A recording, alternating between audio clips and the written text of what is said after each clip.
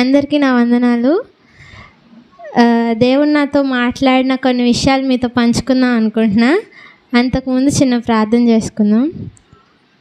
స్తోత్రం స్తోత్రం స్తోత్రం ప్రభువా, మీకే వందనాలు, స్తోత్రాలు తండ్రి. నాకు ఈ అవకాశం ఇచ్చినందుకు వందనాలు ప్రభువా. నా ద్వారా ఇక్కడ ఉన్న మా సంఘస్థులందరితో మీరే మాట్లాడినండి తండ్రి. నాతో మాట్లాడినందుకు మీకు వందనాలు. ఈ అవకాశం ఇచ్చినందుకు వందనాలు తండ్రి. ఈ చిన్న ప్రార్థన ఆలకించమని యేసుక్రీస్తు నామములో అడిగిపెట్టుకుంటున్నాం తండ్రి, ఆమేన్. అందరికీ వందనాలు. ముందుగా దేవాదేవునికి నా వందనాలు. దేవుడు ఎన్నో విషయాల ద్వారా నాతో మాట్లాడుతున్నారు. యోహాను సువార్త చదువుతున్నాను అనమాట ఈ మధ్య. అందరం యోహాను సువార్త 2వ అధ్యాయం.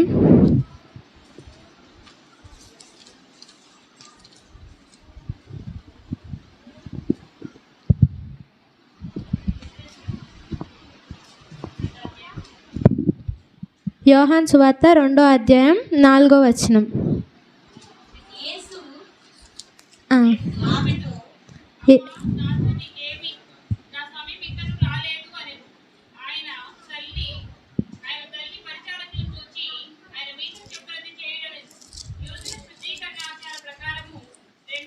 చాలు. అయితే ఇక్కడ ద్రాక్షారసం అయిపోద్ది కదా కానా విందులో. అప్పుడు ద్రాక్షారసం అయిపోయినప్పుడు యేసు తల్లి వారికి ద్రాక్షారసము లేదని ఆయనతో చెప్పగా, యేసు ఆమెతో, అమ్మ, నాతో నీకేమి పని? నా సమయము ఇంకనూ రాలేదు. దేవుడు ఏదైనా ఒక చిన్న మాట చెప్పినా ఆ పర్టికులర్ సిచ్యువేషన్కి మాత్రమే కాదు, దేవుడు ప్రతి విషయంలో మనతో మాట్లాడుతూ ఉంటారు. అయితే మన జీవితాల్లో మనం ఎప్పుడు ఎదురు చూస్తూ ఉంటాం కదా అద్భుత కార్యాల కోసం. అయితే దేవుడు దీని ద్వారా మనతో మాట్లాడుతున్నారనమాట. నా సమయం ఇంకనూ రాలేదు. దేవుని కార్యాలు ఎలా ఉంటాయి? చాలా గొప్పగా ఉంటాయి కదా. వచ్చినప్పుడు మనం వాటిని ఆనందిస్తూ ఉంటాం. కానీ ఈ కొంత సమయం రాలేదంటే ఒక సమయం వస్తుంది కదా. ఆ సమయంలో ఖచ్చితంగా దేవుడు మనకి తప్పకుండా చేస్తారు. మనం విశ్వాసంతో ముందుకు వెళ్తే చాలు. అప్పుడు దేవుడు మనకి అద్భుత కార్యం మన జీవితంలో చేసినప్పుడు దాన్ని రుచి చూస్తూ ఇంకా మైమర్చిపోవడమే. ఇక్కడ పరలోకంలో ఇంతమంది కదా, మనం ఆయన బిడ్డలం కాబట్టి సంతోషిస్తూ ఉండమే. కానీ నా సమయం ఇంకనూ రాలేదు అంటే ఈ సమయం ఉంటుంది కదా, శ్రమలు, కష్టాలు.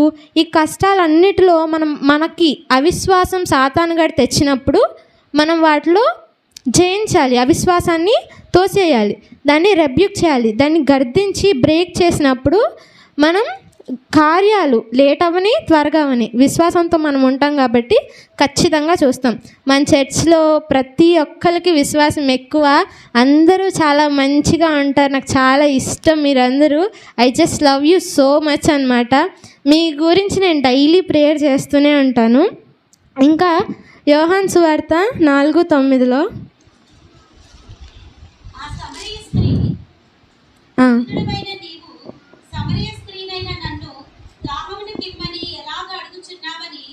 ఆయనతో చెప్పెను. ఏలయనగా యూదులు సమరీయులతో సాంగత్యము చేయరు. అందుకు యేసు, నీవు దేవుని వరమును నాకు దాహమును పిమ్మని నిన్ను అడుగుచున్నవాడెవడో అదియు ఎరిగి ఉంటే నీవు ఆయనను అడుగు. చాలు. అయితే ఇక్కడ సమరయ స్త్రీని మనం చూస్తాం కదా. అక్కడ సమరయులు యూదులతో అంత ఫ్రెండ్షిప్ ఉండదు వాళ్ళకి. ఇప్పుడు మన జీవితాల్లో కూడా మనము ఒంటరిగా ఉండొచ్చు, మనతో ఎవరు ఫ్రెండ్షిప్ చేయకపోవచ్చు, మనల్ని అందరూ తృణీకరించి ఉండొచ్చు. కానీ దేవుడు మనల్ని ఎప్పుడూ విడిచిపెట్టట్లేదు. ఆయనకి మన కోసం ఎన్నో ప్లాన్స్ కలిగి ఉన్నాయి. అయితే తెలుగు బైబిల్లో రాయలేదు కానీ ఇంగ్లీష్ బైబిల్లో ఉంటుంది. నా దేవుని ప్రణాళిక ఏదైతే ఉందో దాని గురించి నీకు అసలు తెలీదు. You have no idea what God has for you అని ఉంటుంది అనమాట. అంటే అంత ఆశ్చర్య కార్యాలు మన పట్ల దేవునికి ఉన్నాయి. కానీ ఆ విషయం మనకి తెలియకపోయి ఉండొచ్చు. కొంతమందికి తెలుస్తుంది, దాన్ని బట్టి ప్రేయర్ చేయాలి. తెలియని వాళ్ళకి ఏంటంటే అయ్యో నాకేం లేదు, నాతో ఎవరు ఫ్రెండ్షిప్ చేయరు, నన్ను అందరు తృణీకరిస్తున్నారు, నన్ను అందరు రిజెక్ట్ చేస్తున్నారు అనుకొని మనం ఎల్లప్పుడూ బాధపడుతూ ఉంటాం కదా. ఆ బాధను తీసివేయాలి. ఎందుకంటే మన తండ్రి ఎవరు? గొప్ప కింగ్ కదా మన తండ్రి, జీసస్ క్రైస్ట్. అందరు చెప్పారా హ్యాపీ ఫాదర్స్ డే అని ఏసైకి? నేను చెప్పా పొద్దుండే. అయితే దేవుడు మనకి ఉన్నారు కాబట్టి ఆయన్ని మనం ఎవ్రీథింగ్ అనుకోవాలి. ఆయన బిడ్డలకి ఏదైనా కొదువు చేస్తారా? ఆయన ప్రతి చిన్న విషయంలో ఆయన ఎల్లప్పుడూ మనకి సహాయం చేస్తూనే ఉన్నారు. కాబట్టి విశ్వాసం అసలు క్రిస్టియన్ లైఫ్లో అదొక ఇంపార్టెంట్ వర్డ్ అనమాట.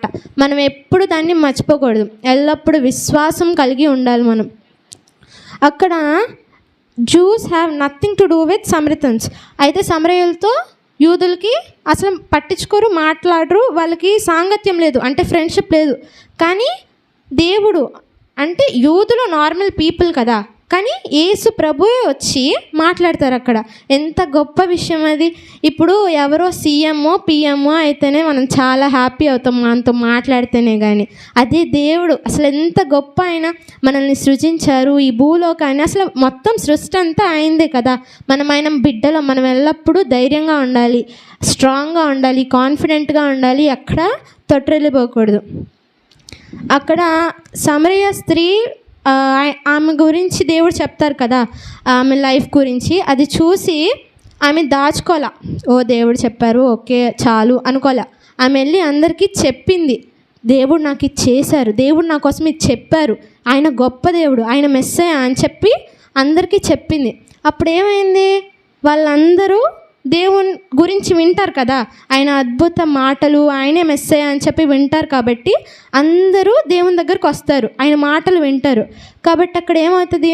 ఆ సమరయ స్త్రీకి అందరూ ఫస్ట్ నీ మాటలు విన్నాం, దేవుని గురించి నీ దగ్గర విన్నాం, తర్వాత మేమే మా చెవులారా యేసుక్రీస్తు దగ్గరికి వెళ్ళి ఆయన దగ్గరే డైరెక్ట్గా విన్నాం అంటారు.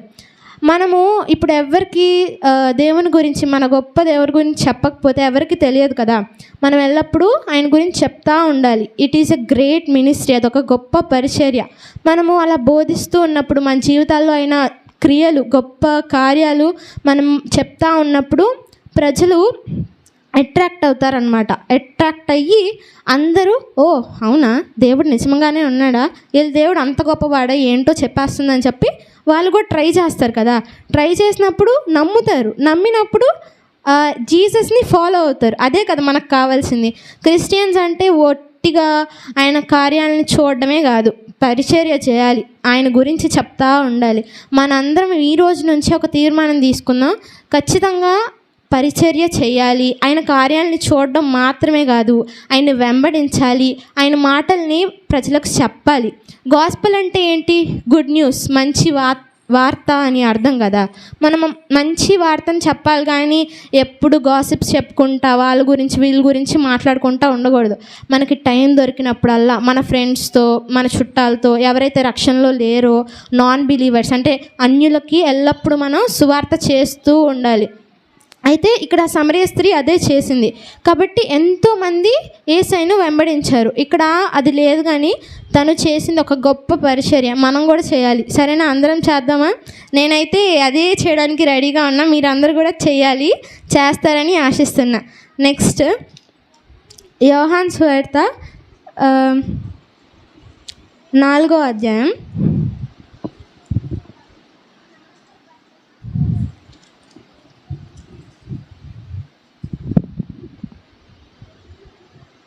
4వ అధ్యాయంలో అక్కడ ప్రధాని కొడుకు ఉంటారు కదా, కుమారుడు, ఆయనకి బాగోదు, ఆయన సిగ్గా ఉన్నారు. కాబట్టి యేసు దగ్గరకు వచ్చి ఆయన అడుగుతారు, మా దగ్గరికి రండి, మా కుమారుని స్వస్థపరచండి అని అడుగుతారు. అక్కడ యేసయ్య వెళ్తారు, అక్కడికి వెళ్ళరు, కానీ అక్కడే ఆ మాట చెప్తారు, మీ కుమారుడు స్వస్థపడతారు అని చెప్పి అక్కడ ఉంటుంది.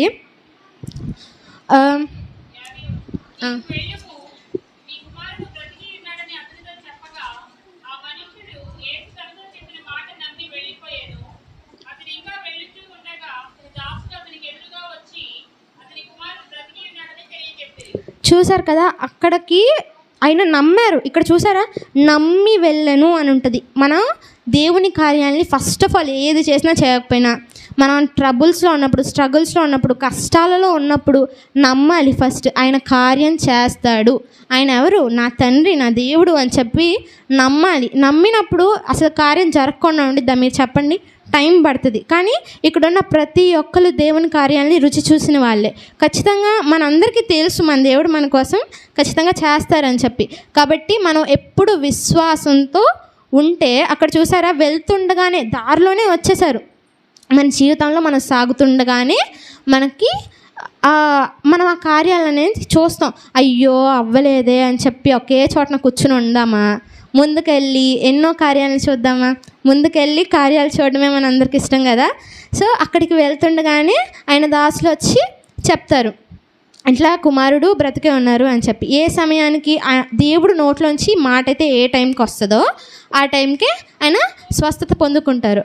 అలానే దేవుడు మాట నోట్లో నుంచి బయటకు వస్తేనే మనం మన జీవితాల్లో కార్యాలు చూస్తాం.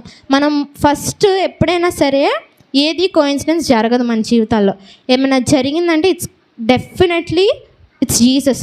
ఖచ్చితంగా దేవుడు ఆజ్ఞాపిస్తేనే మన జీవితంలో కార్యాలు జరుగుతాయి. దేవుడు అలౌ చేస్తేనే మన జీవితంలో కష్టాలు వస్తాయి. కాబట్టి మనం ఎప్పుడూ ఒక చోట ఆగిపోకూడదు, ముందుకు వెళ్తూనే ఉండాలి. మనము ఇప్పుడు స్ట్రగుల్స్లో ఉన్నాము. మన కథకాలంలో మనం కార్యాలని చూసాము. అయినా సరే చాలామంది అయ్యో చేయలేదని చెప్పి అట్లానే ఉంటారు. కానీ మనం అలా ఉండకూడదు. మనకి జరిగిన కార్యాలు, అప్పుడు జరిగిన కార్యాలు చెప్తానే ఉండాలి, సాగుతూనే ఉండాలి. మనం కార్యాలు చూడకుండా ఉంటామా? ఖచ్చితంగా చూస్తాం కదా. సో నెక్స్ట్ వచ్చేసి యోహాను సువార్త 5:5.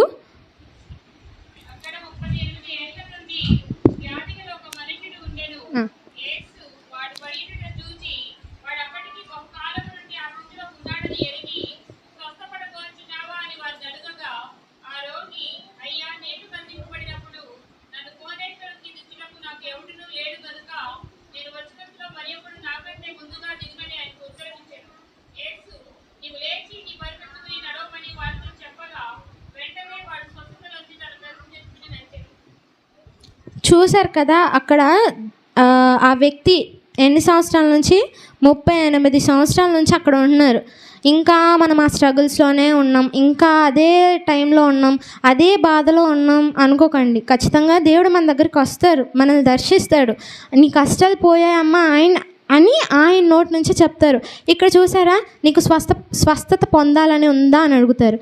మనం చాలామంది ఏంటంటే స్వస్థత పొందాలని ఉండదు, జాలి కావాలి నాకు, అందరు నన్ను ఇట్లా చూసుకోవాలి, ఇట్లాంటివి ఉంటే మనం ఎప్పటికీ స్వస్థతను పొందలేం. మనకి ఏది ఉండాలంటే దేవుడు నన్ను ఖచ్చితంగా స్వస్థపరుస్తారు అనే ఆశ, అలాంటి నిరీక్షణ కలిగి ఉంటే మనము ఖచ్చితంగా స్వస్థపడతాం. మీ మెంటల్ వూండ్స్, మానసిక ఒత్తిడులు కానీ ఎట్లాంటివైనా కానివ్వండి, ఫిజికల్గా, మెంటల్గా, స్పిరిచువల్గా ఏ విషయంలో అయినా మీకు ప్రాబ్లమ్స్ ఉండనివ్వండి, అవి ఖచ్చితంగా దేవుడే తీస్తారు. అవి వాటిని కూడా దేవుడే అలౌ చేశారు ఒక టైంలో. కానీ మనమే పట్టుకుని వద్దు, నువ్వు వెళ్ళొద్దు, నాకు జాలి కావాలి, నాకు ట్రీట్మెంట్ కావాలి, అందరి నుంచి పిటినెస్, సానుభూతి కావాలి అని చెప్పి కోరుకుంటారు. కానీ మనం అట్లా ఉండకూడదు. నాకు విడుదల కావాలి అంతే. అలా పట్టుబట్టి కూర్చోండి. మీరు ఎందుకు పోదు? దేవుడు మన డాడీ కదా. ఇప్పుడు నాకు ఏమైనా కావాలనుకో, కావాలి అని పట్టుబట్టి ఏడ్చేదాన్ని, ఇప్పుడు కాదులే. అలా ఏడ్చినప్పుడు ఖచ్చితంగా కొనిపెట్టాలి ఎప్పుడో ఒకప్పుడు. అలానే నా దేవుడు ఎవరు? మన డాడీయే కదా. కాబట్టి ఆయన్ని పట్టండి, అడగండి, నాకు పోవాలి ఇది. ఆ స్ట్రగుల్స్ని నువ్వు అసలు నా దగ్గర ఉన్న మాకు అని వాటిని రెబ్యూక్ చేయండి. వాటిని, ఆ చైన్స్ అన్నింటినీ మీరే మీ నోటితో విరగొట్టాలి, అప్పుడే పోద్ది. అయితే అలా చేసినప్పుడు మనం ఖచ్చితంగా మన జీవితాల్లో విడుదల అనేది చూస్తాం అన్నమాట.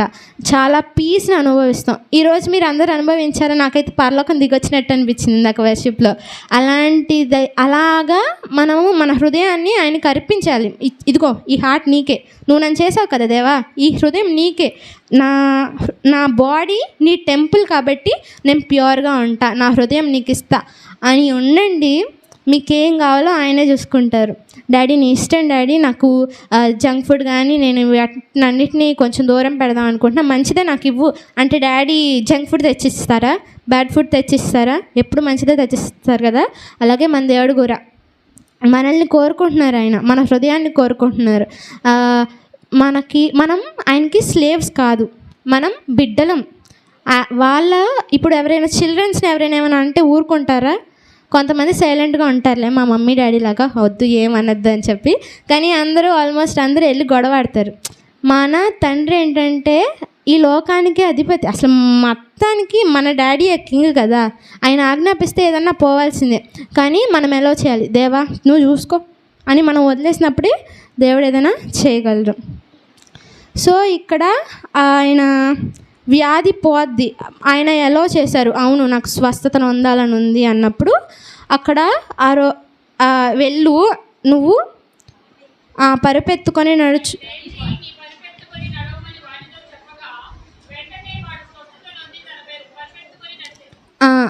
వెంటనే అనగానే చూశారు కదా, దేవుడి నోటి నుంచి మాట ఒక్కటి వస్తే చాలు. కానీ ఆ మాటను కూడా మనమే తెప్పియాలి కదా. దేవా అనవా అనవా అనవా అట్లాగా మనం అడగాలి, దేవా ఎంతసేపు దేవా నాకు ఈ ట్రబుల్స్ ఏంటి అని. మనం ఎప్పుడూ మన దేవుడే మనల్ని ఆదరిస్తారు, మన ఆదరణకర్త మన దేవుడే కాబట్టి ఆయన్నే మనం అడగాలి. ఆయన స్వస్థతని ఇస్తారు, కంఫర్ట్ని ఇస్తారు, బాధ నుంచి విడిపిస్తారు. కష్టాల్లో ఉన్న అసలు మనం కష్టాల్లో ఉన్నట్టే తెలియదు తెలుసా, అంత ఆదరణ ఇచ్చే దేవుడు మన దేవుడు. ఇంకెందుకు బాధపడతారు మీరంతా. ఈరోజు ఫాదర్స్ డే కాబట్టి మనం అందరం దేవునికి, దేవా థ్యాంక్ యూ, నువ్వు నా ఫాదర్గా ఉన్నందుకు నాకు అసలు ఈ లోకంలో కష్టాలు బాధలు ఏం తెలియకుండా నువ్వు నన్ను జాగ్రత్తగా ఉంచావు, నీ ఏంజల్స్ని నాకు బాడీ గార్డ్స్లా పెట్టావు అని మనం ఎప్పుడు దేవునికి థ్యాంక్స్ చెప్తూ ఉండాలి. ఇప్పుడు ఏంజల్స్కి మనకంటే ఎక్కువ మహిమ ఉంటుంది కదా, అయినా మనకి బాడీ గార్డ్స్గా పెట్టారు. అసలు మనం దేనికన్నా పనికొస్తాము, ఏ అర్హత ఏ యోగ్యత లేని మనల్ని ఫస్ట్ ఆఫ్ ఆల్ ఆయన మనం చూస్ చేసుకున్నారు.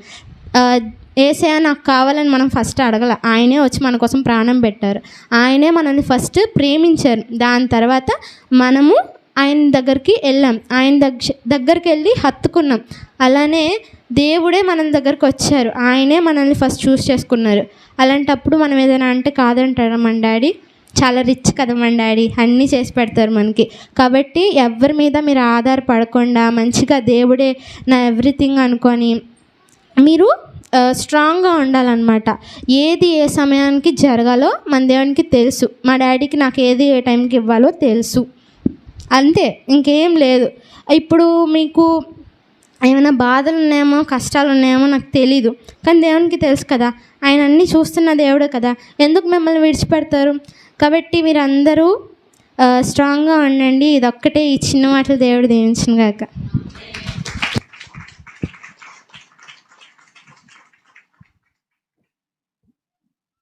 దేవునికి స్తోత్రం. హల్లెలూయా హల్లెలూయా.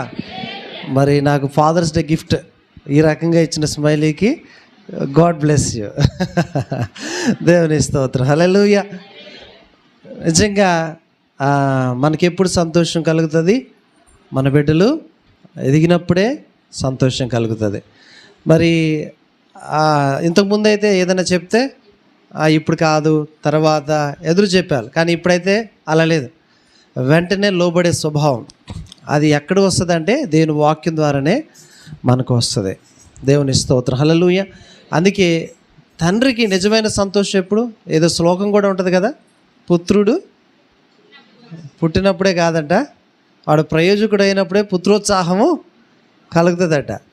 మరి మన బిడ్డలు దేవునిలో ఎదిగినప్పుడే నిజమైన సంతోషం, ఆనందం, తృప్తి కలుగుతుంది. నేను కూడా 9th క్లాస్లో రక్షించబడ్డాను. అప్పటి నుంచి అప్పుడప్పుడు కానీ నేను 9th క్లాస్ ఇంత ధైర్యంగా నేను చెప్పలేకపోయాను లేండి. బట్ నమ్ముతున్నాను దేవుడు అటువంటి అంతకన్నా ఎక్కువగా దేవుడు ఆ బిడ్డను వాడుకుంటున్నారని నేను నమ్ముతున్నాను. హల్లెలూయా.